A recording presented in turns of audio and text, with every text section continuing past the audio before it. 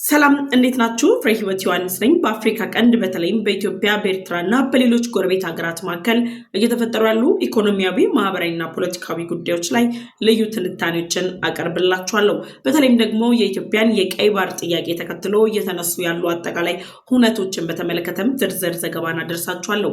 በዛሬው ቆይታችን በሁለት አንኳር ጉዳዮች ላይ አብረን ቆይታ የምናደርግ ይሆናል። የመጀመሪያው ቀዳሚ አጀንዳችን የሆነው የኤርትራ መንግስት ኢትዮጵያ እያደረገች ያለችው ቀይ ባህር እንቅስቃሴ የመጨረሻ ያለው ምላሽም ሰጥቷል። በአሜሪካና በኢትዮጵያ መካከል በቀይ ባህር ዳርቻ ላይ ያለውን ደህንነት ለማስጠበቅ የተደረሱ መግባባቶች ላይም ተቃውሞን አሰምቷል። የኤርትራ መንግስት ይህንን መግለጫ የሰጠበት አግባብ እንዲሁም ደግሞ የኤርትራ መንግስት ባለስልጣናት ኢትዮጵያን ከቀይ ባህር ለማራቅ እያደረጉት ካሉት እንቅስቃሴ በተጨማሪ ኢትዮጵያ የአሰብ ወደብን እንድትጠቀም ያላቸውን ፍላጎታቸውን መግለጻቸውም ነው የተሰማው። በዚህ ጉዳይ ላይ ሰፋ ያለ ትንታኔን ይዤላችሁ ቀርቤያለሁ። ሁለተኛው አጀንዳችን የሚሆነው የኢትዮጵያን የቀይ ባህር ጥያቄ ተከትሎ ግብጽና ኤርትራ መጠቀሚያ ያደረጓቸው ጅቡቲና የሶማሌው ፕሬዝዳንት ሐሰን ሼክ መሐመድ ጅጅጋ መድረሳቸው ተሰምቷል። ከጠቅላይ ሚኒስትር ዶክተር አብይ አህመድ ጋር በቀጠናዊ ጉዳዮች፣ በሀገራት የሁለትዮሽ ግንኙነት እንዲሁም ደግሞ አሁን ላይ እየተፈጠሩ ባሉ የፖለቲካ፣ የኢኮኖሚ እንዲሁም ደግሞ ወታደራዊ ውጥረቶች ላይ ለመምከር ጅጅጋ የተገኙት ሁለቱ ፕሬዝዳንቶች ከጠቅላይ ሚኒስትር ዶክተር አብይ አህመድ ጋር መገናኘታቸው በአፍሪካ ቀንድ ላይ ያለውን አሰላለፍ እንደለወጠ ጭምር እየተነገረ ይገኛል። ከዚህ የጅጅጋ መድረክ በስተጀርባ የሚነሱ የፖለቲካ እይታዎች ምን ይመስላሉ በሚለው ጉዳይ ላይ ሀሳብ ይዤላችሁ ቀርቤያለሁ። የደወል ምልክቷን ተጭናችሁ ቻናሌን ሰብስክራይብ በማድረግ ቤተሰብ እንድትሆኑ ጋበዝኳችሁ። ቻናሌን ሰብስክራይብ አድርጋችሁ ቤተሰብ ከሆናችሁ ደግሞ ላይክ እና ሼር በማድረግ ለወዳጅ ዘመዶቻችሁ እንድታጋሩ እጠይቃችኋለሁ። ወደ ቀዳሚው መረጃም ተሻገርኩኝ። አብራችሁን ቆዩ። የኢትዮጵያ የቀይ ባህር ጥያቄ ከተነሳበት ጊዜ ጀምሮ ቀዳሚ አጀንዳ የሆነው ኢትዮጵያ በታሪክና በሕግ ባለቤት የሆነችበት የአሰብ ወደብ ላይ የሚነሱ ሀሳቦችን በሙሉ ውድቅ ስታደርግ የቆየችው ኤርትራ በመጨረሻ በማስታወቂያ ሚኒስትሯ አቶ የማነ ገብረ መስቀል በኩል አዲስ መልእክት አስተላልፋለች። የኤርትራው የማስታወቂያ ሚኒስትር አቶ የማነ ገብረ መስቀል በኦፊሻል ኤክስ ገጻቸው ላይ ባስተላለፉት መልእክትም ኢትዮጵያ አሰብ ወደብን ለንግድ ግንኙነት ወይም ደግሞ ለንግድ ከሆነ መጠቀም ትችላለች፣ ነገር ግን የሉዓላዊ የባህር በር የማግኘት ጉዳዩ ለአንዴና ለመጨረሻ ጊዜ የተዘጋና ኢትዮጵያ በአፍሪካ ቀንድ ላይ አሰብ ወደብን በእጅ ያስገባለሁ ብላ እየፈጠረች ያለችው ውጥረት የማያስኬድ መሆኑን የሚገልጽ ጥቅል መልእክት ያለው ሀሳብ በኦፊሻል ኤክስ ገጻቸው ላይ ለጥፈዋል። አቶ የማነ ገብረ መስቀል በጽሁፋቸው ላይ ምን ሀሳብ አነሱ የሚለውን አስቀምጥላቸዋለሁ። የኤርትራው የማስታወቂያ ሚኒስትር አቶ የማነ ገብረ መስቀል በኦፊሻል ኤክስ ገጻቸው ላይ እንደገለጹት ከሆነ ኢትዮጵያ ከዓመታት በፊት በጠቅላይ ሚኒስትር ዶክተር አብይ አህመድ አሰብ ወደብን ለንግድ ግንኙነት ለመጠቀም ያላትን ፍላጎት ከገለጸችበት ጊዜ ጀምሮ መኳረፍ ውስጥ የገቡት የኤርትራ መንግስት ባለስልጣናት አሁን ላይ ደግሞ ኢትዮጵያ በዓለም አቀፍ ደረጃ እያገኘች ያለችው ተሰሚነት፣ እየፈጠረች ያለችው ዲፕሎማሲያዊ ጫና፣ ኢትዮጵያ በታሪክና በሕግ የአሰብ ወደብ ባለቤት መሆኗን እያረጋገጠች ባለችበት በዚህ ሁኔታ ላይ የተለያዩ ሀሳቦችን ማንጸባረቅ ጀምረዋል። የኤርትራ መንግስት ባለስልጣናት በተደጋጋሚ ከግብጽ ጋር፣ ከጅቡቲ ጋር፣ ከሶማሊያ እንዲሁም ደግሞ ሱዳንን ከዛም ባለፈ ደግሞ የኢትዮጵያ የውስጥ ጉዳዮች ላይ ጭምር ጣልቃ በመግባት ኢትዮጵያን ከቀይ ባህር ለማስቀረትና ኢትዮጵያ በቀይ ባህር ላይ እያነሳች ያለችውን አጀንዳ ሀሳብ በመንጠቅ በውስጥ ጉዳዮች ላይ እንድታተኩር ለማስቻል የሚያደርጉ የጦር ትንኮሳዎችን ጭምር ከህወሓት ጋር በጋራ በመጣመር እያደረጉ ይገኛሉ። ታዲያ ምንም እንኳን የኤርትራ መንግስት ባለስልጣናት ኢትዮጵያን ከቀይ ባህር እንዲሁም ደግሞ አሰብ ወደብ ላይ ከምታነሳው የባለቤትነት ጥያቄ እናርቃታለን ብለው ቢያስቡም ኢትዮጵያ ግን የተባበሩት መንግስታት ድርጅት ያጸደቋቸው የህግ አግባቦችን መነሻ በማድረግ እንዲሁም ደግሞ የባህር በርና ወደብ የሌላቸው ሀገራት በአቅራቢያቸው ከሚገኙ ሀገራት ጋር ሊጠቀሟቸው የሚችሏቸውን ጠቀሜታ ተብሎ በተባበሩት መንግስታት ድርጅት የህግ ማዕቀፍ ውስጥ የተቀመጡ ሀሳቦችን ተፈጻሚነት ለማረጋገጥ በምታደርገው ጥረት ላይ አሰብ ወደብ ላይ የተለያዩ እንቅስቃሴዎችን ማድረግ የሚያስችሏት ህጋዊ መብቶች እንዳሏት ጭምር ገለጽ ቆይቷል። ታዲያ ኤርትራ ኢትዮጵያ አሰብ ወደብ ላይ የንግድ ግንኙነትን ጭምር የንግድ እንቅስቃሴን ጭምር እንዳታደርግ የተለያዩ ጥረቶችን ስታደርግ ቆይታ በመጨረሻ ግን እየተፈጠሩ ያሉ የዲፕሎማሲ ጫናዎችና ዓለም አቀፍ ተቋማት እያቀረቡ ያሉትን ጥሪ ተከትላ ኤርትራ ኢትዮጵያ ለንግድ አገልግሎት የአሰብ ወደብን የመጠቀም እድል አላት የሚል መግለጫ በማስታወቂያ ሚኒስትሩ አቶ የማነ ገብረ መስቀል በኩል ገልጻለች። በነገራችን ላይ የኤርትራ መንግስት ለኢትዮጵያ አሰብ ወደብን በንግድ እንድትጠቀም የፈቀዱላት ኢትዮጵያ ከአሰብ ወደብ በተጨማሪ በቀጠናው ላይ የሚገኙ ጎረቤት ሀገራት የተለያዩ ወደቦቻቸውን ለንግድ አገልግሎት እንዲውሉ ፍቃድ እየሰጡ ነው። ራስ ገዟ ሶማሌላንድም እንዲሁ የበርበራ ወደብ ለኢትዮጵያ ለንግድ እንቅስቃሴ እንድትጠቀም ፍቃድ እየሰጠች ያለችበት ሁኔታ ነው ያለው። ከዛ በተጨማሪ ጅቡቲ ከኢትዮጵያ ጋር ባላት የወደብ እንቅስቃሴ ኢትዮጵያ የገቢ ወጪ ንግድ እንቅስቃሴዋ በጅቡቲ ወደብ ላይ በመመርኮዙ ብቻ እያገኘች ያለችው የኢኮኖሚ ተጠቃሚነት ለጅቡቲ ህልውና መሰረት መሆኑን የተረዳችው ኤርትራ ኢትዮጵያ አሰብ ወደብን በመጠቀም የንግድ እንቅስቃሴን መፈጸም ትችላለች የሚል ድምዳሜ ላይ መድረሷን ነው እንግዲህ የኤርትራው የማስታወቂያ ሚኒስተር እየገለጹ የሚገኙት። ነገር ግን ኢትዮጵያ አሰብ ወደብን ልትጠቀምበት የምትችለው አግባብ የንግድ ስምምነት ወይም ደግሞ በንግድ ማዕቀፍ ውስጥ ብቻ እንደሆነ ገልጸዋል። ይህንን ሀሳብ ደግሞ ያመጡበት ዋነኛ ምክንያት ኢትዮጵያ በጅቡቲ ወደብ ላይ ካላት ጥገኝነት በተጨማሪ በአሰብ ወደብ ላይም ጥገኛ እንድትሆንና ወደብ ለማግኘት የምታደርገውን እንቅስቃሴ በማዳከም ኢትዮጵያ ወደብ አልባ ሆና የሌሎች ሀገራት ወደቦችን በኢኮኖሚ እንድትደግፍ የኢትዮጵያን ኢኮኖሚ ለማድቀቅና ከኢትዮጵያ በሚገኘው የወደብ ክፍያ ወይም ደግሞ ለወደብ አገልግሎት ኢትዮጵያ በምታመጣው የወደብ ክፍያ ኤርትራ የሞተ ኢኮኖሚዋን ለማነቃቃት ያወጣችው አዲስ ስትራቴጂካዊ አካሄድ ነው። ጠቅላይ ሚኒስትር ዶክተር አብይ አህመድ እንግዲህ ከዓመታት በፊት የኤርትራው ፕሬዝዳንት ኢሳያስ አፈወርቂን አዲስ አበባ ጠርተው በሚሊኒየም አዳራሽ በነበረው መድረካቸው ላይ አሰብ ወደብ ላይ ኢትዮጵያና ኤርትራ የጋራ ልማት ለማልማት የሚያስችላቸው ስምምነት ላይ መድረስ እንዳለባቸው ገልጸው የኢትዮጵያ ፍላጎት አሰብ ወደብን በጋራ የመጠቀም ፍላጎት እንደሆነ ጭምር ገልጸዋል። ከዛም በተጨማሪ ጠቅላይ ሚኒስትሩ በህዝብ ተወካዮች ምክር ቤት ላይ ባደረጉት ንግግር ላይ ወደ አሰብ የሚወስዱ መንገዶች ላይ የተለያዩ የመሰረተ ልማት ስራዎች፣ የወደብ ልማት ስራዎች እንዲሁም ደግሞ ከወደቡ ወደ ኢትዮጵያ ድንበር የሚያገናኙ የኮሪደር ልማቶች ልክ አሁን ላይ እንዳሉት የኢትዮ ጅቡቲ የባቡር መስመር አይነት ዝርጋታ ፕሮጀክቶችን ኢትዮጵያ ለመስራት ክሬኖች፣ የተለያዩ ትራክተሮችን የመሳሰሉ ማሽኖችን ጭምር ወደ ድንበር አካባቢ አስጠግታ እንደነበረ ተገልጿል።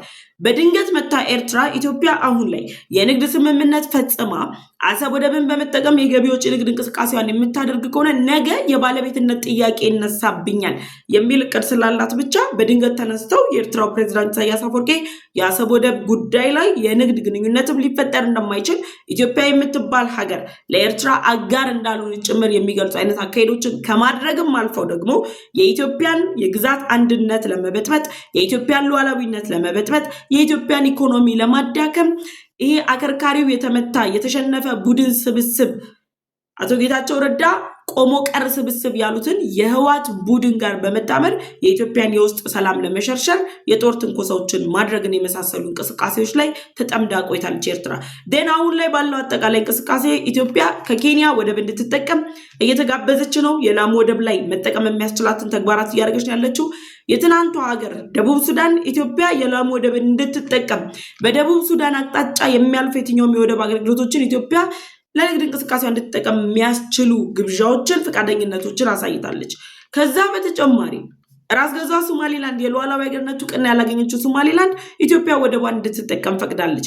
እነ ፑንትላንድ፣ እነ ጁባላንድ፣ ሌሎች ራስ ገዝ የሆኑ አስተዳደሮች ጭምር ኢትዮጵያ ወደባቸውን ብትጠቀም ሊያመጡ የሚችሉትን የኢኮኖሚ እድገት የሚፈጥሩትን ዲፕሎማሲያዊ ጫና ግምት ውስጥ በማስገባት ለኢትዮጵያ እየሰጡት ያለውን ፍቃድ ስትቃወም የቆየችው ኤርትራ ግብጽ እንደማታዋጣት ስታቅ፣ በሱዳን በኩል እያሴረች ያለችው ሴራ መጨረሻው ውድቀት እንደሆነ ስታቅ፣ ህዋት እየተንኮታኮተ ወድቆ በርስ በርስ ግጭት ራሱ እየተጠመደ ባለበት በዚህ ወቅት ላይ ቁልፍ የሚባሉ ጀነራሎቹ አሁን ላይ ከፌደራል መንግስት ጋር መግባባት ላይ ለመድረስ አንድ ሁለት እያሉ ባሉበት በዚህ ወቅት ላይ ኤርትራ ኢትዮጵያ የንግድ ስምምነት ፈርማ አሰብ ወደብን መጠቀም ትችላለች። እኛው ያለማነው ወደብ ላይ ማለት ነው። ኢትዮጵያ ያለማችው የአሰብ ወደብ ላይ ምንም እንኳን ሳይቀይሩለት አቧራ እንደቃመ ነው።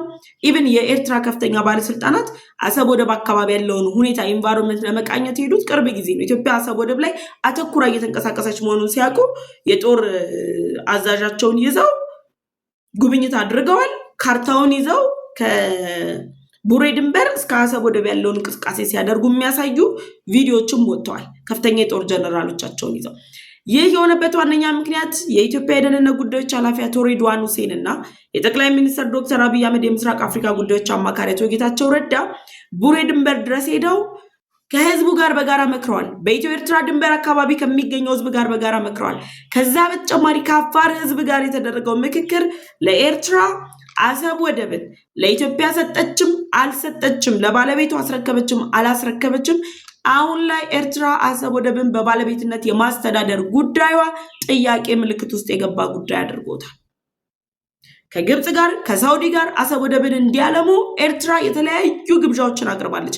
ግን የኢትዮጵያ ግዛት አካል የሆነ ኢትዮጵያ በታሪክና በሕግ ጥያቄ እያቀረበች ያለችበት አሰብ ወደብን ከኢትዮጵያ ማራቅ ስለማይቻል ሳውዲም ሆነች ግብጽ በተመሳሳይ መሰል እንቅስቃሴዎችን ማድረግ እንደማይችሉ ስለተረዱ ይህንን አካሄድ ሊፈጽሙት አልቻሉም። ለዚህም ነው እኮ ግብጽ ከኤርትራ ጋር ግንኙነትን አጠናክር ያለው ባለች ማግስት ጅቡቲ ላይ የወደብ ልማት ስምምነት የፈረመችው። ከኤርትራ ጋር እኮ የወደብ ልማት ስምምነት አልፈረመችም። እንደውም የማስታወቂያ ሚኒስተሩ በአንድ ዘገባ ላይ ምን የሚል ወጣ? የግብጽና ኤርትራ በአሰብ ወደብ ላይ ስምምነት ፈርሟል የሚል ዘገባ ሲወጣ ምናሉ የኤርትራ ማስታወቂያ ሚኒስቴር ሐሰተኛ መረጃ ነው፣ በውሸት ትርክት ላይ የቆመ መረጃ ነው የሚል ሐሳብ ጭምር ሰጥተዋል።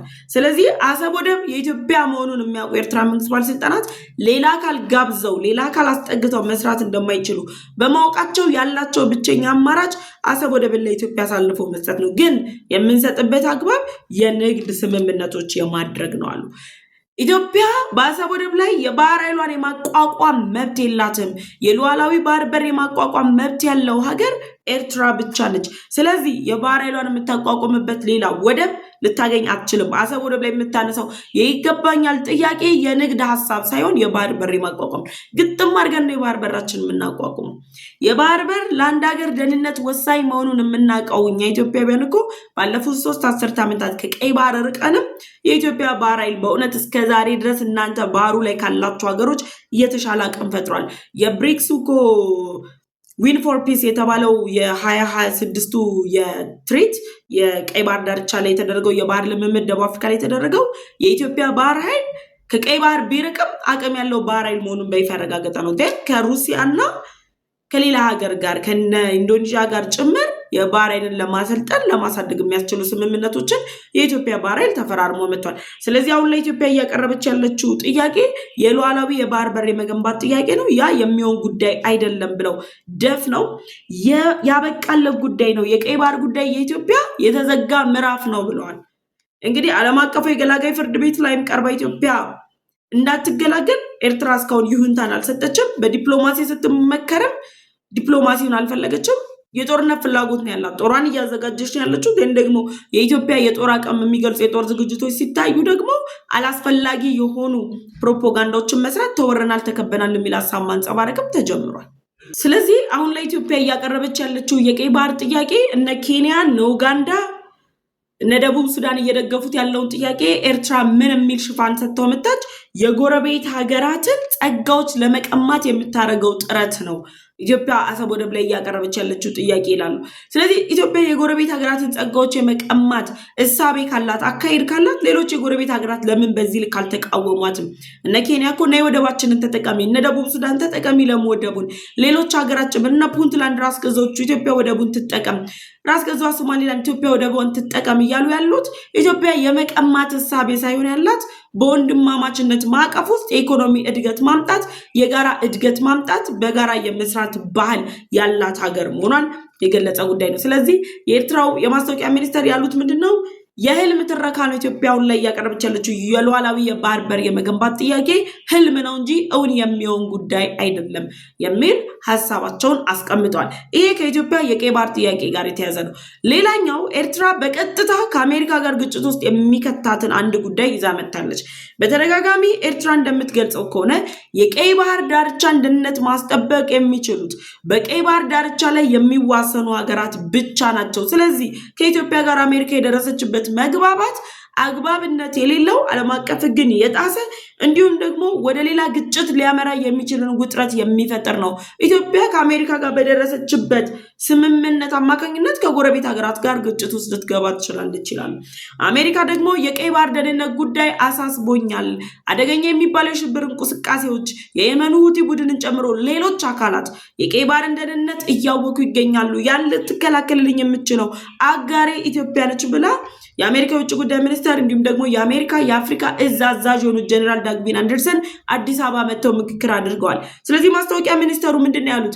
ኢትዮጵያ ከአሜሪካ ጋር የደረሰችበት የቀይ ባህር ደህንነትን የማስጠበቁ ስምምነት ወደ ግጭት እንድናመራ ያደርገናል። እና ማን ነው ማስጠበቅ ያለበት? ኤርትራ፣ እነ ግብጽ፣ እነ ሶማሊያ፣ እነ ጅቡቲ ናቸው። ይሄንም ብለው የገለጹት የኤርትራው የማስታወቂያ ሚኒስተር እንግዲህ ከቀናት በፊት ሳውዲ አረቢያ፣ ሶማሊያና ግብጽ የቀይ ባህር ደህንነትን ለማስጠበቅ የሚያስችል ወታደራዊ ጥምረትን ፈጥረው መግባባት ላይ መድረሳቸውን የሚገልጹ መረጃዎች ይፋ ወጥተዋል። በዚህ ሁኔታ ላይ ግብጽ እያገለለቻት ነው ያለችው፣ ሳውዲ እያገለለቻት ነው ያለችው።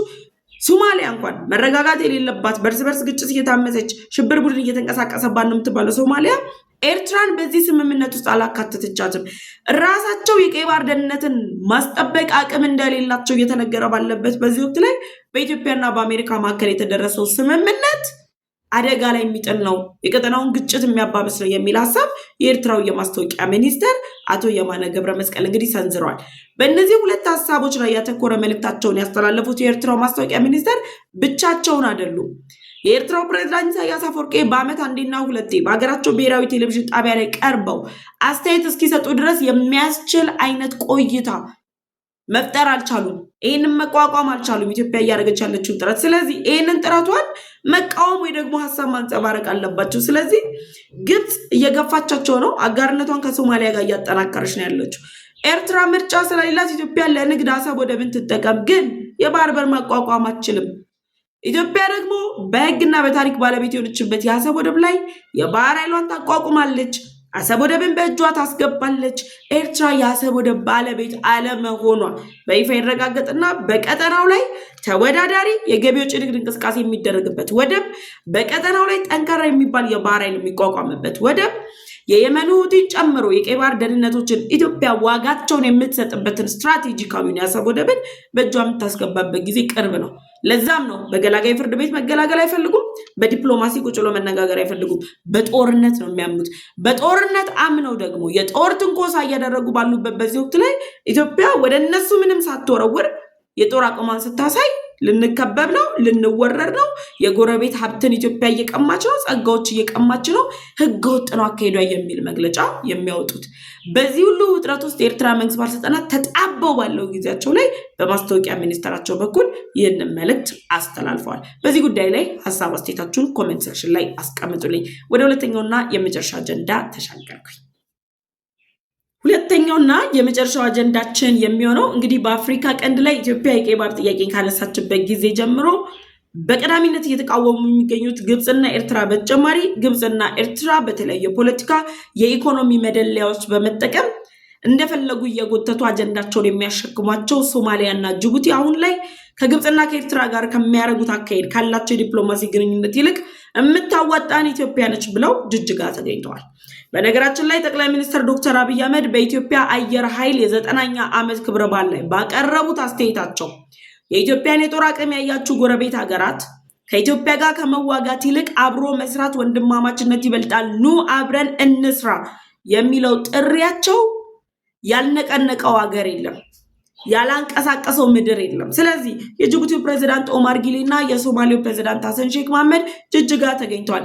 ጅጅጋ የተገኙበት ዋነኛ ምክንያት ከጠቅላይ ሚኒስትር ዶክተር አብይ አህመድ ጋር በአፍሪካ ቀንድ ስላለው አሁናዊ ሁኔታ፣ በእነዚህ ሁለት ሀገራት መካከል ስላለው የሁለትዮሽ ግንኙነት፣ የኢትዮጵያ የቀይ ባህር ጥያቄ እንዲሁም ደግሞ ኢትዮጵያ ወደ ህንድ ውቅያኖስ የምታደርገው ጉዞ ቀዳሚ አጀንዳዎች ናቸው።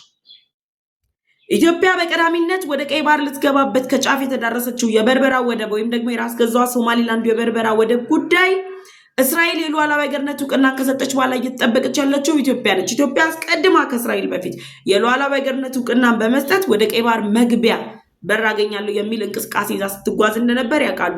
ስለዚህ በቀጣይ ለራስ ገዟ ሶማሊላንድ የሉዓላዊ ሀገርነት እውቅና ኢትዮጵያ ኦፊሻል የምትሰጥ ከሆነ ሶማሊያ የግዛት አንድነቷ ይበተናል።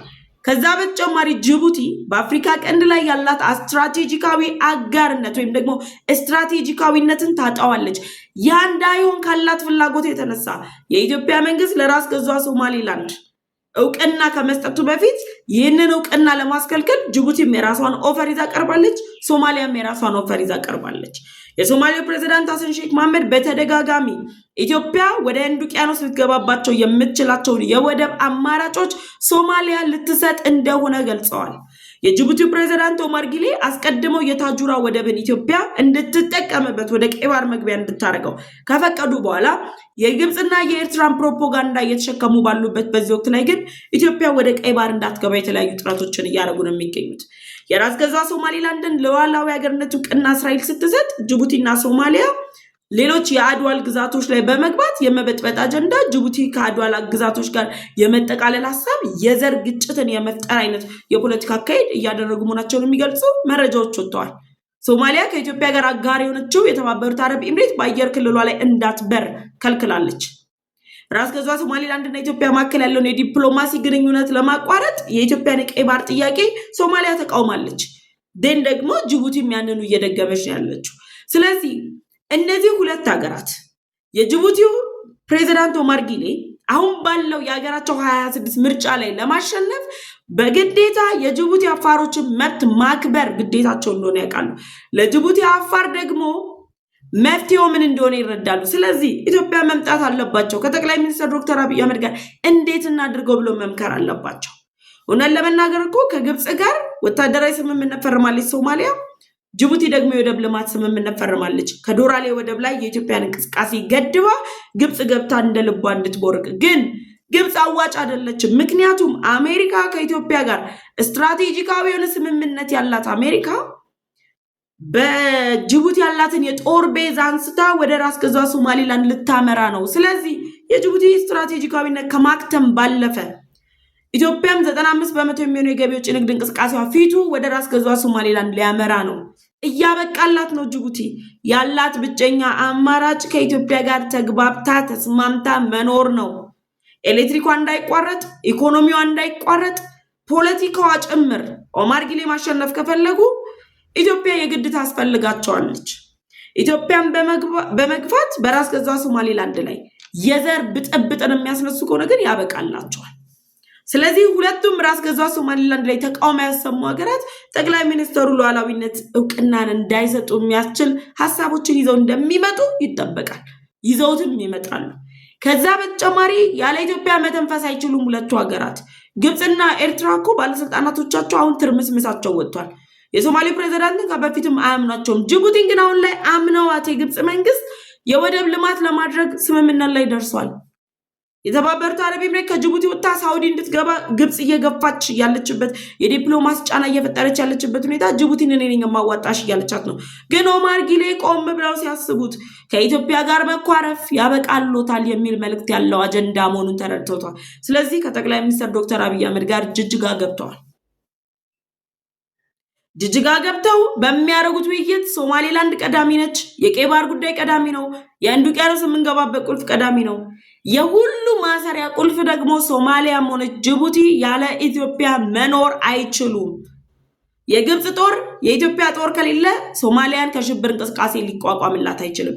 ግን በአሜሪካና በኢትዮጵያ መካከል የተፈረመው ስትራቴጂካዊ ስምምነት ለኤርትራ የጎረበጣት ለግብጽ የጎረበጣት ሶማሊያና ጅቡቲ ደግሞ ከኢትዮጵያ ጋር ካልተስማሙ ዋጋ የሚያስከፍላቸው መሆኑን ስለተረዱ ኢትዮጵያ መምጣታቸው ለነሱ ስትራቴጂካዊ ነው ውሳኔ ነው። ስለዚህ ኢትዮጵያ ከጅቡቲ ጋር ያላትን አጋርነት ታጠናክራለች፣ ከሶማሊያ ጋር ያላትን አጋርነት ታጠናክራለች። ኢትዮጵያ በምትፈጥረው የዲፕሎማሲ ጫና ሁለቱም ሀገራት የራስ ገዟ ሶማሊላንድ ሉዓላዊ ሀገርነት እውቅናን ይቀበላሉ። ያማየውን ከሆነ ግን የአፍሪካ ቀንድ ስትራቴጂካዊ አጋር የሆነችው አሜሪካ ከኢትዮጵያ ጋር ባላት ወዳጅነት የተባበሩት አረብ ኤምሬት ከኢትዮጵያ ጋር በፈጠሩት ጥምረት የእነዚህን ሀገራት እቅድ በሙሉ ያፈራርሱታል። ለዚህ ነው ጅጅጋ ድረስ የመጡት። ጠቅላይ ሚኒስትር ዶክተር አብይ አህመድ በነገራችን ላይ ጅቡቲ ኢትዮጵያ ወደ ቀይ ባህር እንዳትገባ ከግብጽ ጋር ተጣምራ ስምምነት ፈረመች ሲባል ብዙዎች የዲፕሎማሲ ኪሳራ የሚል ፕሮፓጋንዳ ነድፈው አስተያየት ሰጥተዋል። ብዙዎች ኢትዮጵያ ከስራለች፣ ኢትዮጵያ እድል አምልጧታል ብሎ አላመለጣትም። ግብጽ በጅቡቲ ላይ ምንም መስራት እንደማትችል ታውቀዋለች። የጅቡቲው ፕሬዝዳንት ኤሌክትሪክ የሚጠቀሙ ከኢትዮጵያ ነው፣ ህልውናቸው ያለው ኢትዮጵያ ላይ ነው። በምንም ታምር ከኢትዮጵያ ይልቅ ግብጽ እንደማታዋጣቸው ያውቃሉ።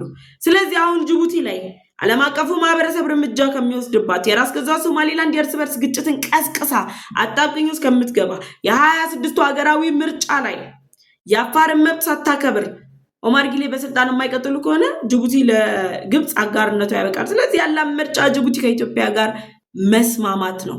ኑ ተስማሙ፣ በጦር አቅም ስለማችሉን አብረንና ልማ ብለው ጠቅላይ ሚኒስትሩ ጠሩ። በቀናት ልዩነት የሶማሌው ፕሬዝዳንትም የጅቡቲው ፕሬዝዳንትም ጅጅጋ ገቡ። በጅጅጋ በሚኖራቸው ቆይታ እነዚህን አንኳር ጉዳዮች ላይ ይወያያሉ። የውይይቱ ውሳኔ ሀሳቦች ምን ይመስላሉ የሚለው ደግሞ ይፋ ሲወጣ መረጃዎችን ይዘን እንቀርባለን። በዚህ ጉዳይ ላይ ሀሳብ አስተያየታችሁን ኮሜንት ሴክሽን ላይ አስቀምጡልኝ። በቀጣይ በሌሎች መረጃዎች ተመልሼ እመጣለሁ። አብራችሁ የቆየሁት እኔ ፍሬ ህይወት ዮሐንስ ነበርኩኝ። ለዩቲዩብ ቻናል አዲስ ከሆናችሁ የደወል ምልክቷን ተጭናችሁ ቻናሌን ሰብስክራይብ፣ ቪዲዮን ላይክ እና ሼር በማድረግ ለወዳጅ ዘመዶቻችሁ እንድታጋሩ ጋበዝኳችሁ። መልካም ቆይታ፣ መልካም ጊዜ